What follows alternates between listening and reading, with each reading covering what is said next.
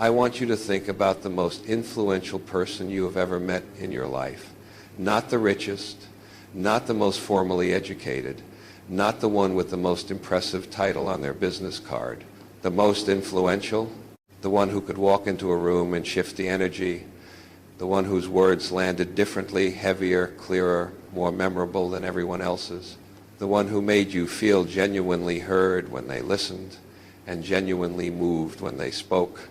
Now ask yourself honestly, what was it about them that made that kind of impact? Because I have spent a long time studying this, and the answer is almost never what people expect. It is rarely about intelligence alone, or confidence alone, or charisma in the performative sense. It is about communication. Specifically, the quality and intentionality of how they communicated with their words, with their presence, with their ability to connect what was inside them to what was inside you. Communication is the single most consequential skill in human life. I genuinely believe that. Not coding, not finance, not any technical expertise, as valuable as all of those things are. Communication. Because every relationship you have is built on it. Every opportunity you pursue requires it. Every team you lead, every idea you sell, every conflict you resolve, every connection you deepen, all of it runs through the quality of how you communicate. And yet most people treat it as something they either have or they don't. A natural gift distributed randomly at birth. They never invest in it deliberately, never study it seriously, never practice it with the same rigor they would apply to any other skill they genuinely wanted to develop. And then they wonder why their ideas don't land, why their relationships feel shallow, why they keep getting passed over for opportunities that seem to go to people who are no smarter or harder working than they are. Before I get into the 9 tips that I believe will genuinely transform how you communicate, I want to ask you something. What is the biggest communication challenge you face right now? Is it speaking up in groups? Is it expressing yourself clearly under pressure? Is it feeling like people don't really listen when you talk? Drop your answer in the comments below, because I want to know exactly where you are starting from, and because your answer will help you get the most out of everything I'm about to share. Let's get into it. The first tip is one that sounds so simple it gets dismissed constantly, and yet it is the foundation everything else is built on. Listen to understand, not to respond. Most people in conversation are not truly listening. They are waiting. While the other person is talking, they are already formulating their reply, already thinking about their next point, already half absent from the actual words being spoken to them. And the person speaking can feel that. It registers unconsciously as disinterest, as dismissal, as the sense that they are not truly being heard. Research in communication science has consistently shown that people rate those who listen attentively as more intelligent, more trustworthy, and more likable, even when those listeners say very little in return. The simple act of being fully present when another person is speaking is one of the rarest and most powerful communication gifts you can offer. Practice it. Before you think about what you want to say next, make sure you have fully absorbed what has just been said to you. The second tip is to master the pause. Silence makes most people deeply uncomfortable, and so they rush to fill it with filler words, with unnecessary qualifications, with nervous chatter that dilutes the impact of what they are actually trying to say. But the most commanding communicators I have ever studied use silence as a deliberate tool. A well-placed pause before an important point signals that something significant is coming and draws your audience in. A pause after you have made a key statement gives it room to land, to settle, to be absorbed, rather than immediately buried under the next sentence. Filler words like you know, and like are almost always symptoms of discomfort with silence.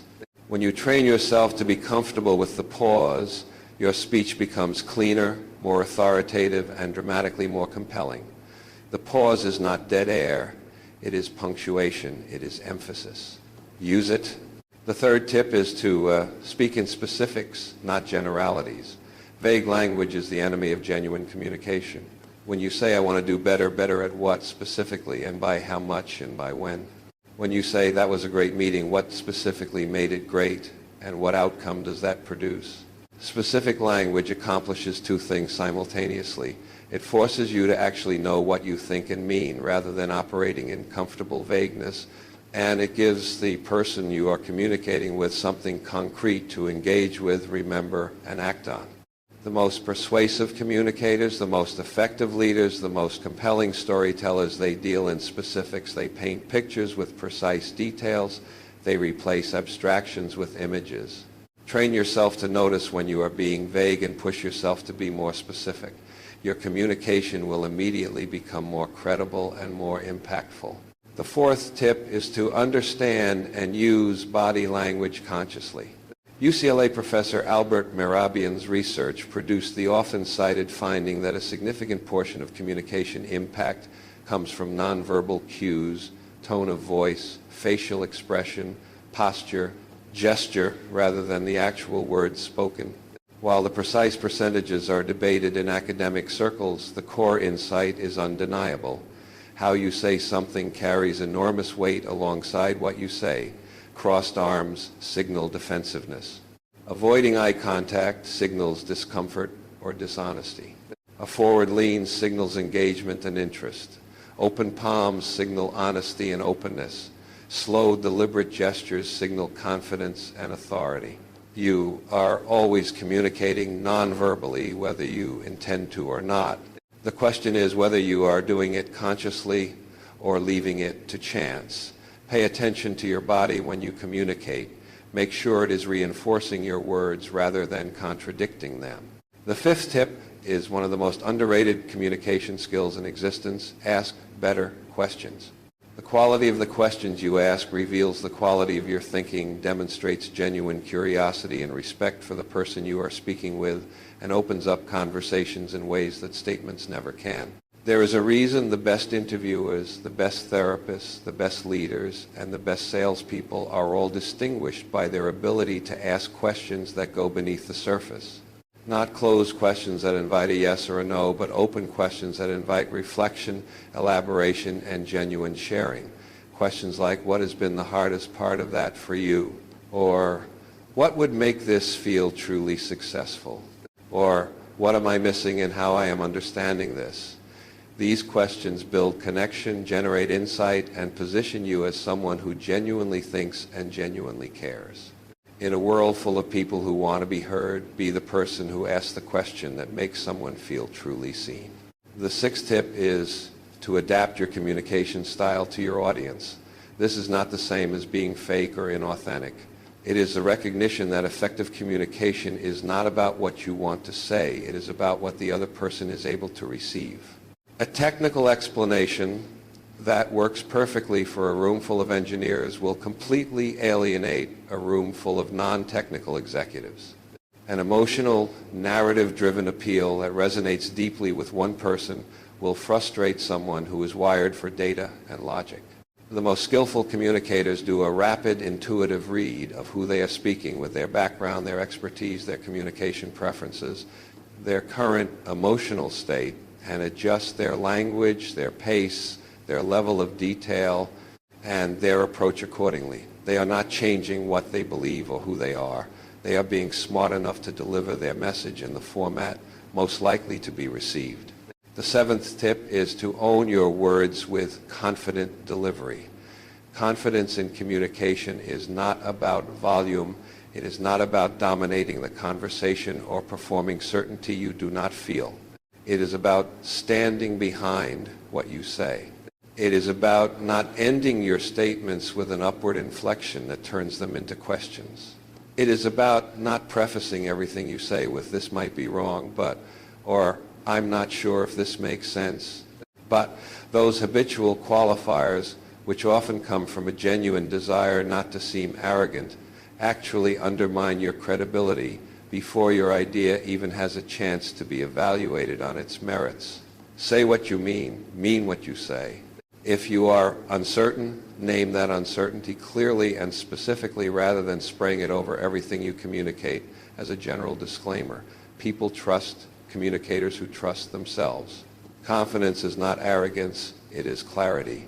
It is the willingness to stand behind your own perspective while remaining genuinely open to being challenged. The 8th tip is to become a master of storytelling. The human brain is not wired for data, it is wired for narrative. Research in cognitive neuroscience has shown that when people hear a compelling story, multiple regions of their brain activate simultaneously, not just the language processing areas, but the sensory and emotional regions as well. Stories create what neuroscientists call neural coupling, a phenomenon where the listener's brain begins to synchronize with the storyteller's brain. Facts and statistics, by contrast, activate only the language processing regions and are dramatically less memorable and less emotionally engaging. This is why the best speeches, the best pitches, the best lessons, and the best conversations are anchored in story, not fabricated stories, real ones. Experiences, observations, moments of genuine human truth that illustrate the point you are making. If you want your communication to be remembered and to move people to action, stop leading with the data and start leading with the story. The data can follow. The story opens the door. The 9th tip, and in many ways the one that makes all the others possible, is to commit to continuous, deliberate practice. Communication is a skill, not a talent, not a fixed trait, a skill. And like every skill, it develops through deliberate practice, honest feedback, and consistent repetition over time. The most powerful communicators in the world were not born that way. Many of the greatest speakers and leaders in history were, by their own accounts, terrified of public speaking early in their lives. Warren Buffett has spoken openly about how paralyzing his fear of public speaking once was, and about how deliberately and systematically he worked to overcome it, a skill he now credits as one of the most valuable investments he ever made in himself. The question is not whether you can become a genuinely excellent communicator. You can. The question is whether you are willing to put in the intentional work to get there. Record yourself speaking and watch it back with honest eyes. Join a group like Toastmasters where you can practice in a structured, supportive environment. Study the communicators you admire, not to copy them, but to understand the principles behind what makes them effective. Have the conversations you have been avoiding, because avoidance never builds skill. Every conversation you have is practice. The question is whether you are practicing deliberately or just repeating old patterns on autopilot. Here is what I want you to understand as I bring this together. The gap between where you are as a communicator right now and where you could be is not a gap of talent. It is a gap of attention and practice.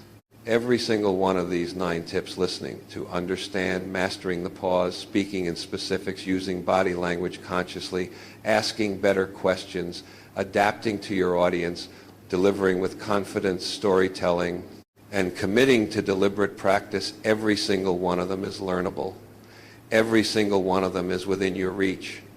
But none of them will develop themselves. They require you to decide that this matters.